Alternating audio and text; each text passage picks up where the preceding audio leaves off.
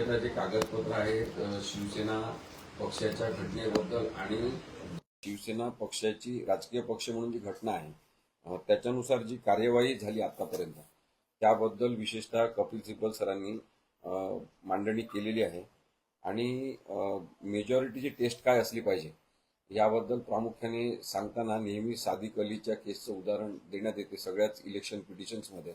तसं याच्यामध्ये सुद्धा या 1972च्या केसचा निकाल देण्यात येत आहे आणि त्याच्यात संदर्भ तो देण्यात आला की सादिक अलीच्या केसमध्ये टेस्ट ऑफ मेजॉरिटी डिसाईड करताना न्यूमरिकल स्ट्रेंथ जी आहे ती मध्ये काय सपोर्ट आहे तो सुद्धा पाहायला पाहिजे. हे तत्व 1972 मध्ये न्यायिक तत्व म्हणून प्रस्थापित झालेलं आहे. असं असतानाही वारंवार न्यायालयांना 1972 मध्ये जे ज्युडिशियल विजडम एस्टॅब्लिश झालेला ते वारंवार का सांगावं लागते असा प्रश्न कुणालाही पडू शकतो. खरं तर ते सांगायला लागण्याची गरज पडू नये, परंतु आता ज्या राजकीय बदमाशी वाढलेल्या आहेत त्यामुळे असं दिसते की वारंवार सादिक अली केसचा संदर्भ दिला जात आहे. आजही तो दिला गेला. तसंच 2024 मध्ये सुभाष देसाई केसमध्ये सुद्धा परत सुप्रीम कोर्टाने सादिक अली केसचा संदर्भ घेऊन निकाल दिला आणि सांगितलं की केवळ आमदारांची संख्या लक्षात घेऊन कोणत्याही प्रकारचा निर्णय इलेक्शन कमिशननी किंवा कोणी घेणं बहुमत कोणाला आहे या दृष्टीने ती निरर्थकता ठरेल असं म्हटलेलं आहे. It will be fertile exercise असं म्हटलेलं आहे. ते पण परत परत सांगावं लागते कारण की परत एकदा आपण हे पाहू शकतो की राजकीय बदमाशी करणाऱ्याचं प्रमाण वाढलेलं आहे. निवडणूक आयोगाने हे दोन निर्णय म्हणजे सादिक अली केसमध्ये झालेला निर्णय आणि सुभाष देसाई केसमध्ये झालेला न्यायिक तत्वाचा जो निर्णय आहे तो लक्षात न घेता एकतर्फी निर्णय एकनाथ शिंदेच्या बाजूने दिला. हा निवडणूक आयोगाचा अयोग्यपणा आहे. खरं तर निवडणूक आयोगच इनव्हॅलिड होत चाललेला आहे अशा सुद्धा संदर्भात मांडणी करण्यात यायला लागलेली आहे. आता मुख्य मुद्दा हा पक्ष घटनेचा आहे आणि त्यानुसार जर आपण पाहिलं तर 2018ची पक्ष घटना ही हुकुमशाही वाढवणारी लोकशाही पूर्ण तत्व आणण्यासाठी नव्हती. जसा आरोप साधारणतः केला जातोय की 2018ची पक्षाची घटना ही अलोकशाही पूर्ण आहे असा आरोप करण्यात आलेला होता. तर त्या पार्श्वभूमीवर सगळ्या तारखा सांगणं आवश्यक आहे. म्हणून कपिल सिब्बल सरांनी सगळ्या तारखांचा हिशोबच कोर्टासमोर मांडलेला आहे आणि त्याच्यामध्ये त्यांनी मुख्यतः सांगितलं की 23/1/2018 मध्ये नॅशनल एक्झिक्युटिव्ह मीटिंग आयोजित करण्यात आली होती संपूर्ण शिवसेना पक्ष संघटनेमध्ये असलेल्या सगळ्या नेत्यांची, उपनेत्यांची, कार्यकर्त्यांची, सगळ्यांची. आता याच्यामध्ये नॅशनल एक्झिक्युटिव्ह मीटिंग जी झाली त्याच्यामध्ये फक्त एक्झिक्युटिव्ह मेंबर सगळे सहभागी झाले होते आणि त्यापूर्वी राष्ट्रीय कार्यकारिणीची 26/7/2022 रोजी मीटिंग झाली. मुख्य म्हणजे त्याच्यामध्ये एकनाथ शिंदे सुद्धा हजर होते आणि त्यांनी ही जी पक्ष संघटनेमधले बदल आहेत ते मान्य केलेले होते. तेव्हा त्यांची सही आहे त्याच्यामध्ये ते सुद्धा सांगण्यात आलं. मग एकदा आपण एक पक्ष संघटना जी मान्य केलेली आहे आपली सही त्याच्यामध्ये आहे तर त्याच्यामध्ये अचानक आपल्याला एवढी नाराजी होण्याचं काय कारण आहे?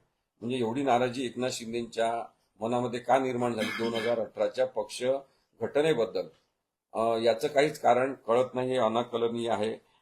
त्यानंतर 2018ची घटना ही व्यापकता आणण्यासाठी केलेली आहे. कुणाचे अधिकार कमी केलेले नाही हा सुद्धा मुद्दा मांडण्यात आला. आपण पाहतो उलट काही लोकांची संख्या वाढेल या पद्धतीने पक्ष घटनेमध्ये बदल करण्यात आला.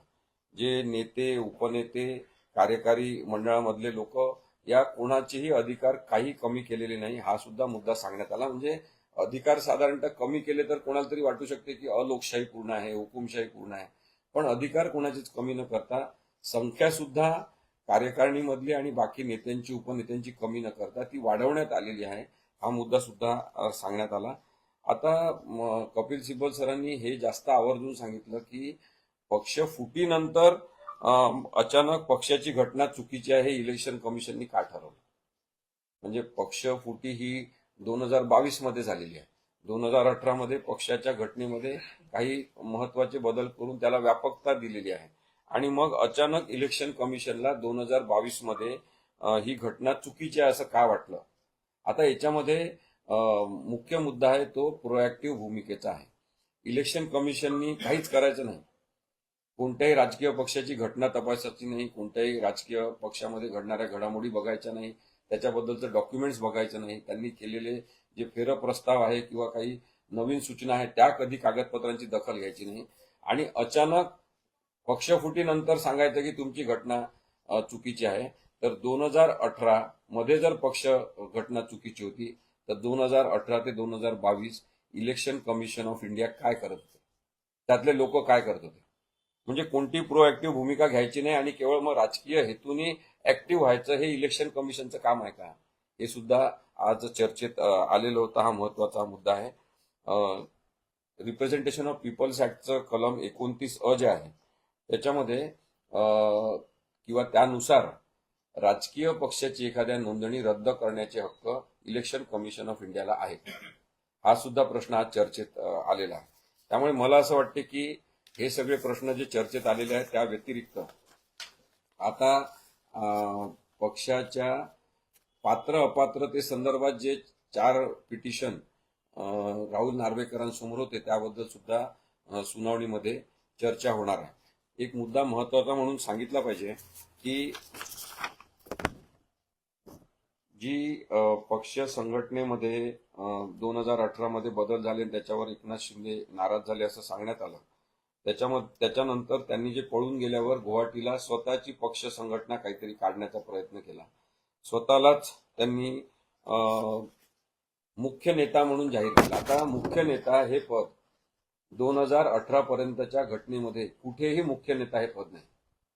शिवसेना प्रमुख हे नाव होतं, शिवसेना पक्ष प्रमुख.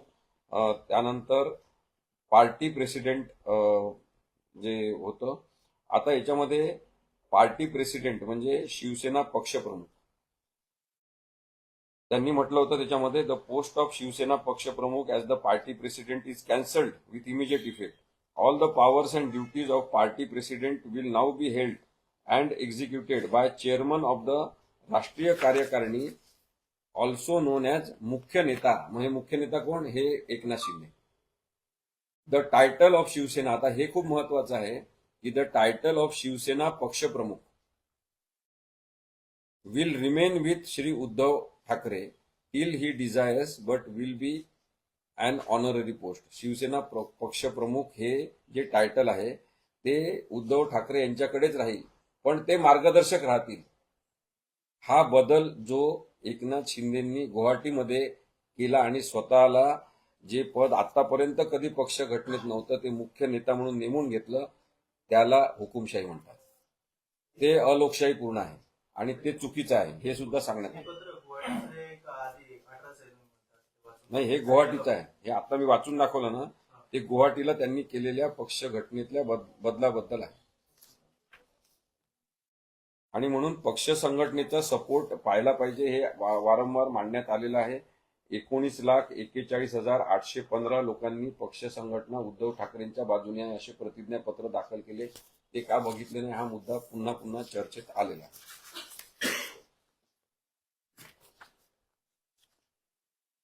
त्यानंतर आता पुढे जे सुनावणी होणार आहे त्याच्यामध्ये नरहरी झिरवळ हे जे आपण उपाध्यक्ष होते विधानसभेचे, तर अध्यक्ष नसताना उपाध्यक्ष म्हणून त्यांच्याकडे सगळ्या जबाबदाऱ्या संविधानानुसार आणि 10 शेड्यूलनुसार आहेत. त्यामुळे नरहरी झिरवळ यांनी उपाध्यक्ष म्हणून जो निर्णय घेतला होता तो निर्णय होता महत्वाचा की त्यांनी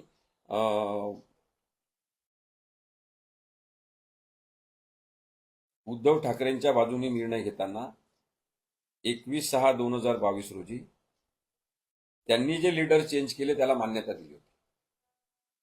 आता हा निर्णय जो आहे तो सगळ्यात कळीचा मुद्दा ठरणार आहे आणि त्याबद्दल सुद्धा तिथून चर्चा होऊन पात्र अपात्रतेची चर्चा. राहुल नार्वेकर यांनी जे 4 त्यांच्यासमोर पिटिशन रिजेक्ट केलेले होते पात्र अपात्रतेचे, आणि त्यांनी फार अभूतपूर्व असा निर्णय दिला की कोणीही अपात्र नाही, सगळेच जण पात्र आहे.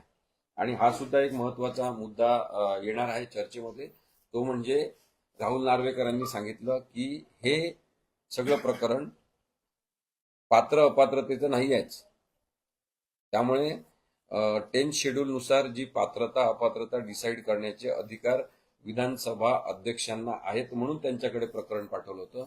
तर राहुल नार्वेकर म्हणतात की हे पात्र अपात्रतेचं म्हणजे डिस्क्वालिफिकेशन बद्दलचं प्रकरणच नाही, तर हे पक्षांतर्गत वादाचं प्रकरण आहे असं त्यांनी त्यांच्या निर्णयामध्ये लिहिलेलं आहे. आणि हा मुद्दा येणार आहे की जर हे पक्षांतर्गत वादाचा मुद्दा हा होता तर राहुल नार्वेकरांनी एवढा मोठा निर्णय का दिला? त्यांना अधिकारच नाही आहे. मग त्यांनी पात्र अपात्रता का ठरवली आणि त्यांनी दिलेल्या चुकीच्या निर्णयाच्या आधारे पुढे सगळी बेकायदेशीरता सुरू राहिली का, हा सुद्धा मुद्दा आता चर्चेत पुढच्या तारखेला येईल. निवडणूक आयोगाच्या याच्यामध्ये महत्वाचं काम आहे की निवडणूक आयोग कागदपत्र तपासत नाही का? 2018ला उद्धव ठाकरेंनी जर केंद्रीय निवडणूक आयोगाला कागदपत्र दिली असतील तर त्यावेळेस त्याच्यावरती ऑब्जेक्शन घेणं गरजेचं होतं. उद्धव ठाकरेंनी कागदपत्र जर पक्ष संघटनेतर्फे खासदार अनिल देसाईंनी सबमिट केले होते तर ते त्यावेळेसच त्यांनी करायला पाहिजे होते. पण मी मगाशी जसं म्हणालो की कोणतीही सक्रिय भूमिका इलेक्शन कमिशन घेत नाही. ते केवळ राजकारणासाठी सक्रिय होतात आणि कोणत्या तरी सत्ताधारी राजकीय पक्षांनी सांगितलं म्हणून सक्रिय होऊन अचानक निर्णय घ्यायला लागतात. ते अत्यंत चुकीचं आहे. त्यामुळे हा निर्णय लागणारच. हा उद्धव साहेबांच्या बाजूनीच निर्णय येणार. परंतु निर्णयामध्ये हे सुद्धा आता नक्की झालं पाहिजे की निवडणूक आयोगाच्या सगळ्या अधिकाऱ्यांचं काम काय आहे, त्यांच्या कामाच्या जबाबदाऱ्या म्हणजे अकाउंटेबिलिटी आपण त्याला म्हणतो ती नक्की झाली पाहिजे. हे काही दिखाऊ पद नाही आहे. म्हणजे भारताच्या इतिहासामध्ये टी.एन. शेषन केवळ निवडणूक आयुक्त असताना लोकप्रिय होऊ शकतात. लोकांना ते आपल्या घरातले आणि मनातले व्यक्ती वाटू शकतात. मग त्याच्यानंतर असं काय घडलेलं आहे की निवडणूक आयोग हा केवळ राजकीयच पक्षासाठी काम करतो असं लोकांचं मत झालेलं आहे. याच्याबद्दलचा निर्णय झाला पाहिजे. निवडणूक आयोगाला त्यांची जबाबदारी, त्यांची कर्तव्य दक्षता आणि त्यांनी करण्याची कामाची पद्धती डिफाईन करून दिली पाहिजे. एकनाथ शिंदे पंतप्रधान नरेंद्र मोदींना भेटले, त्यांचे खासदार भेटले, त्यामुळे लढवलं जातं की सुप्रीम कोर्टामध्ये हे सगळं प्रकरण असताना मोदींना भेटणं त्याच्यामुळे काय दबाव येऊ शकतो किंवा काय असे वेगवेगळ्या पद्धतीने आरोप केले जातात. मला वाटतं की दबाव तंत्र वापरण्याचा प्रयत्न केला जातो किंवा न्याय व्यवस्थेवरती दबाव आहे असं मला वाटतं. मी एकटा म्हणत नाही, सगळेजण म्हणतात. रिटायर्ड झालेले अनेक न्यायमूर्ती हे सांगतात की न्यायव्यवस्थेवर काही प्रमाणात दबाव आहे आणि तो दबाव नरेंद्र मोदी सारखे अशिक्षित घटक तयार करत असतात. बरेचदा अमित शहा तयार करत असतात. त्यामुळे तो दबाव आहेच. हे आपल्याला अमान्य करून चालणार नाही की एखाद्या सरन्यायाधीशाकडे केवळ गणपतीचं पूजा करायला मी जातो असं म्हणायचं आणि नंतर मग त्याच्यातून काय साध्य होऊ शकते राजकीय त्याचं पूर्ण गणित ठरलेलं असेल तर लोकांच्या मनामध्ये येणाऱ्या शंकांचं निरसन आता या राजकीय नेत्यांनी केलं पाहिजे जे अशा पद्धतीने वागतात. म्हणजे तेव्हा ते 7 खासदार भेटायला गेले, 6 खासदार आणि एकनाथ शिंदेसह, तेव्हा त्यांनी पाठीवर हात ठेवून सांगितलं, त्यांच्या बातम्या आल्या तशा की भिऊ नकोस, मी तुझ्या पाठीशी आहे. मग आता हे जेव्हा असं म्हणतात आणि ते सांगतात की पक्ष आणि चिन्ह तुमच्याचकडे राहील, काळजी करू नका, तेव्हा एवढा आत्मविश्वास आणि बेकायदेशीरतेला एवढा पाठिंबा देण्याची प्रवृत्ती कशी तयार झाली, हा एक गंभीर प्रश्न आहे असं मला वाटतं. या सगळ्या मुद्द्यामध्ये राज्यपाल यांनी बोलवलेले फ्लोर टेस्ट त्याबद्दल काही मुद्दा उपस्थित होत नाही, ते पुढे अधोरेखित होणार आहे का नाही, पात्र अपात्रतेच्या मध्ये तो नक्कीच मुद्दा अधोरेखित होणार आहे आणि यापूर्वी तो मुद्दा चर्चेत आलेला आहे.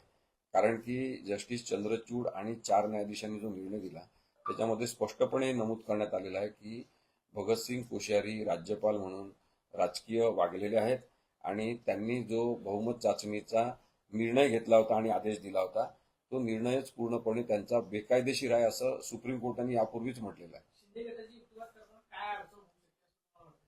शिंदे गटाच्या वकिलांना ज्यावेळेस युक्तिवादासाठी केलं जाते, कपिल सिब्बलांनी आतापर्यंत म्हणजे विधानसभा अध्यक्षांपासून केंद्रीय निवडणूक आयोगाच्या कार्यपद्धती शिंदे गटाची युक्तिवाद करताना काय अडचण होईल की त्या अडचणीच्या मुद्द्यावरती शिंदे गटाला युक्तिवाद करता येणार नाही आणि सुप्रीम कोर्टामध्ये हे उघड होईल की निकाल हा उद्धव ठाकरेंच्या बाजूने. सगळ्यात मोठी शिंदे गटातर्फे अडचण होणार आहे सुप्रीम कोर्टात ती म्हणजे त्यांना वेळ फार कमी पडणार. कारण की असत्य सांगण्यासाठी किती वेळ दिला तरी तो कमी पडतो. त्यामुळे त्यांना वेळ कमी पडणार. ते असत्य सतत घोटून घोटून त्यांना मांडावं लागणार सुप्रीम कोर्टासमोर. ही एक सगळ्यात मोठी अडचण आहे. दुसरी अडचण कागदपत्रांची आहे. जसं मी हे सातत्याने सांगतोय की जेव्हा हे पळून गेले होते सगळे काही आमदार, तर जे पळून गेले नव्हते त्याच्यामध्ये उदय सामंत, त्यानंतर संजय राठोड, त्यानंतर दादा भुसे यांच्या सहीनी असलेल्या ठरावावर एकनाथ शिंदेंना पक्षातून निलंबित केलेलं आहे. मग आता त्यांनी त्यांच्या सह्या कधी नाकारलेल्या आहेत का? कधीही नाकारलेल्या नाही. उदय सामंत यांनी कधी आपली सही नाही असं म्हटलं नाही. संजय राठोड यांनी कधी सही म्हटलं नाही आपली नाही. दादा भुसेंनी म्हटलेलं नाही. त्यामुळे हा कागदोपत्री पुरावा अत्यंत सज्जड पुरावा आहे, ज्याच्यामध्ये हे स्पष्टपणे दिसते की एकनाथ शिंदेंना निलंबित करताना 3 लोक, एक सूचक आणि 2 अनुमोदक जे होते त्याच्यामध्ये हेच लोक होते. आता ही अडचण ठरणार आहे. नंतर मी आता तुम्हाला जे डॉक्युमेंट सांगितलं की ज्याच्यामध्ये स्वतः एकनाथ शिंदे होते त्या कार्यकारिणी मीटिंगमध्ये आणि त्यांनी पक्ष घटनेमध्ये विस्तार केलेला आहे, तेव्हा त्याच्यावर सही केलेली आहे त्यांनी. त्या कार्यकारिणीमध्ये ते नेते म्हणून उपस्थित होते, त्यांची सही आहे. मग आता ती सही जी आहे ती कोर्टासमोर मांडण्यात आले ते सगळे कागदपत्र, ते कसे नाकारणार तुम्ही? हे कागदपत्र बघितलेच नाही निवडणूक आयोगाने, हाच तर मुख्य वाद आहे. आणि तो वाद जो आहे तो खोटा आहे आणि ते उद्धव ठाकरे यांचं म्हणणं किंवा त्यांच्यातर्फे सगळ्या टीमचं म्हणणं खोटं आहे हे सांगणं ही खूप मोठी दुसरी अडचण ठरणार आहे. यात काय होऊ शकतं? यांचं डिस्क्वालिफिकेशन जर झालं, यांचं डिस्क्वालिफाय झाले तर परत काय यांना हे शिवसेनेमध्ये राहणार की परत वेगळा गट तयार होणार? आता याच्यामध्ये काय आहे की राजकीय मुद्दे बरेच असू शकतात, कारण की हा विषय संपूर्ण राजकीय आहे. संविधान सुद्धा राजकीय डॉक्युमेंट आहे. 10 शेड्यूल हा राजकारणाच्या प्रक्रियेमधला सगळ्यात मोठा कायदेशीर मुद्दा आहे. त्यामुळे राजकीय संदर्भ याच्यातले महत्वाचे आहेत. परंतु कपिल सिब्बल सरांनी जो मुद्दा मांडलेला आहे तो अत्यंत महत्वाचा आहे की इलेक्शन कमिशन, त्यानंतर राज्यपाल, त्यानंतर विधानसभा अध्यक्ष, हे सगळे घटनात्मक ज्या पोझिशन्स आहेत त्याच्यानुसार त्या घटनात्मक पदांवर बसलेल्या लोकांच्या सांगण्यानुसार काम करणाऱ्या ज्या लोकशाही यंत्रणा आहे त्यांचीच इंटिग्रिटी धोक्यात आलेली आहे आणि त्यांची प्रामाणिकता धोक्यात येणं हा खूपच मोठा विषय होणार आहे असं मला वाटतं. आतापर्यंत फक्त कपिल सिब्बल यांची बाजू आतापर्यंत ऐकून घेतली. त्यांना वेळ कमी मिळेल असं नाही. कोर्टाचे काय यावरती अजून निर्देश येणं बाकी आहे. या सगळ्या बेसिसवरती अनालिसिस केलं जाते की उद्धव ठाकरे यांच्याच बाजूने निकाल लागेल. असं आहे का? उद्धव ठाकरे यांच्याच बाजूने निकाल लागेल. आम्ही एक प्रयोग करण्याचं ठरवतो आहे, ज्याच्यामध्ये आम्ही अत्यंत ज्येष्ठ घटनातज्ञ त्यांना आम्ही घेऊन 10 शेड्यूल त्यांनी विद्यार्थ्यांना शिकवायचं. एका क्लासरूममध्ये सगळ्या वेगवेगळ्या लॉ कॉलेजचे काही प्रतिनिधी बोलून त्यांना 10 शेड्यूल शिकवायचं, 1-1.5 तास 2 तास, आणि त्यानंतर त्यांना ही केस उद्धव ठाकरे विरुद्ध एकनाथ शिंदे ही केस स्टडी म्हणून द्यायची आणि त्यांनी ती वाचून त्यांच्यापैकीच कोणीतरी न्यायाधीश व्हायचा आणि त्यांनी निर्णय द्यायचा. असा आम्ही एक प्रयोग करणार आहोत. आणि तो जर प्रयोग केला तरी सुद्धा मी तुम्हाला सांगतो त्याच्यामधले विद्यार्थी सुद्धा निर्णय देतील उद्धव ठाकरेंच्या बाबतीत. इतकी स्पष्ट केस आहे. महाराष्ट्रातले सगळे पत्रकार, भारतातले सगळे मराठी पत्रकार, या सगळ्यांना ही केस इतकी पाठ झालेली आहे. मी जरी तुमच्यासमोर आज बसून बोलत असलो तरी इथे कोणताही पत्रकार बसून हेच बोलू शकतो. इतकी ही केस स्पष्ट आहे. म्हणजे कधीपासून करणार आहे तुम्ही? आम्ही ठरवतोय ते आता, पण असा प्रयोग केला तर तो अशाच पद्धतीने त्याचा रिझल्ट होईल हे मी तुम्हाला सांगतो. एवढी ही केस आता त्याला क्लिस्टर काय 50-55 धनुष्यबाणावर हे आमदार एकनाथ शिंदेचे राहतील की ठाकरे? आता जे निवडणुका झालेल्या आहे हा. 2024 मध्ये, हो. त्याच्यामध्ये जे आमदार उद्धव ठाकरेंच्या बाजूने निवडून आलेले आहेत ते उद्धव ठाकरेंचेच राहतील आणि जे एकनाथ शिंदे यांच्या नेतृत्वाखाली लढले आणि निवडून आले ते त्यांचेच राहतील. त्यांच्यामध्ये कोणतेही अपात्रता पात्रतेचा विषय नाही. हा त्यावेळेस जे निवडून आले होते त्याच्यातले कोणते अपात्र ठरतात हा विषय आहे. आणि तो विषय याच्यासाठी महत्वाचा आहे की अशा पद्धतीने बेकायदेशीर प्रक्रिया केल्यावर तुम्ही अपात्र ठरू शकता.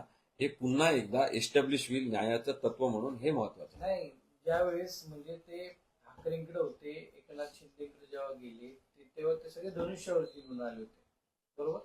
त्याच्यानंतर आता हे सगळे जे आमदार आहेत ते आता एकनाथ शिंदेकडे आहेत, ते सगळे धनुष्यावर निवडून आले. हे जर त्यांची अपात्रता त्यानुसार जर ठरली, म्हणजे 19 नुसार ते जर अपात्र ठरले तर ते 24 नुसार अपात्र ठरतील का किंवा पात्र ठरतील? नाही, ते 2024च्या निवडणुकांनंतरचे धनुष्यबाणाच्या चिन्हावर निवडून आलेले कोणीही अपात्र ठरणार नाही. कारण की त्यांना कायदेशीर हक्क दिलेला आहे, तो योग्य आहे असं समजून ज्या निवडणुका झालेल्या आहेत त्याच्यामध्ये ज्युडिशियल किंवा न्यायिक एक अंडरस्टँडिंग जे असते ते असं असते की त्या लोकांची त्याच्यामध्ये काही चूक नाही ज्यांनी या निवडणुका लढवल्या, या निवडणुकांमध्ये सहभाग घेतला, ते अपात्र कोणीच ठरू शकत नाही. 2024 पूर्वीच्यासाठी तो निर्णय होईल आणि त्यानंतर होणाऱ्या निवडणुकांसाठी हा निर्णय लागू राहणार आहे की अशा पद्धतीने पक्ष फोडता येणार नाही. पक्षांतर बंदी कायद्याची अंमलबजावणी करावीच लागेल. म्हणजे आता हे फक्त पक्ष उद्धव ठाकरेला जाईल, मात्र आमदार जे ज्यांचे ते वेगळे राहतील. आता याचा याच्यामध्ये- विधानसभेवर काही नाही परिणाम बघा, आता आपण जी सिच्युएशन तुम्ही म्हणताय की शिवसेना हे नाव आणि धनुष्यबाण हे चिन्ह काढून घेतलं तर काय होणार हा तुमचा प्रश्न असेल, तर याच्यामध्ये मुद्दा एवढाच राहतो मग की एकनाथ शिंदेना कोणत्या तरी पक्षामध्ये सहभागी व्हावं लागेल, विलीन व्हावं लागेल. त्यांच्या सगळ्यांची इच्छा असेल तर ते विलीन होतील, नाहीतर प्रत्येक जण तेव्हा स्वतंत्र राहील, कोणत्याही पक्षात ते जाऊ शकतील. हे परत निवडणूक होऊ शकते अपात्र ठरली.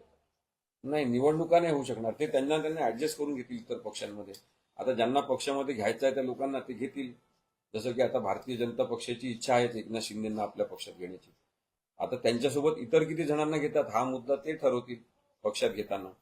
सगळ्यांनाच कदाचित घेतलं जाणार नाही, त्याच्यामुळे त्यांना दुसऱ्या पक्षाची शरण घ्यावं लागेल. जसं तृणमूल काँग्रेस फुटला तेव्हा त्यांनी एक कोणता तरी पक्ष दुसऱ्या राज्यातला छोटासा पडीक असलेला पक्ष शोधून काढला आणि त्याच्यामध्ये सगळ्यांनी प्रवेश केला. अशा पद्धतीने एखादा राजकीय पक्ष घेऊन त्यांना त्याच्यामध्ये शरण घ्यावं लागेल. नंतर मग परत पाठवलं म्हणजे परत सगळी फ्लोर टेस्ट सगळं परत आलं. हो, ते करावं लागेल. मग ते जी काही राजकीय प्रक्रिया असेल ती होणारच. मग हे परत विधानसभा परत सगळी साहजिक आहे ना, फ्लोर टेस्ट आली. या निर्णायक टप्प्यापर्यंत यायला न्यायालयाला साधारण किती दिवसाचा वेळ जो आहे तो नाही, आपण पाहिलं ना कपिल सिब्बल सरांचं 3 दिवसात आर्ग्युमेंट होईल असं अपेक्षित होतं, परंतु वेळेवर न्यायालयाला काही केसेसमध्ये नियोजन करताना पूर्ण त्यांना वेळ देता न आल्यामुळे ही सुनावणी लांबली आणि ती आता पुन्हा पुढच्या आठवड्यात सुरू होणार आहे.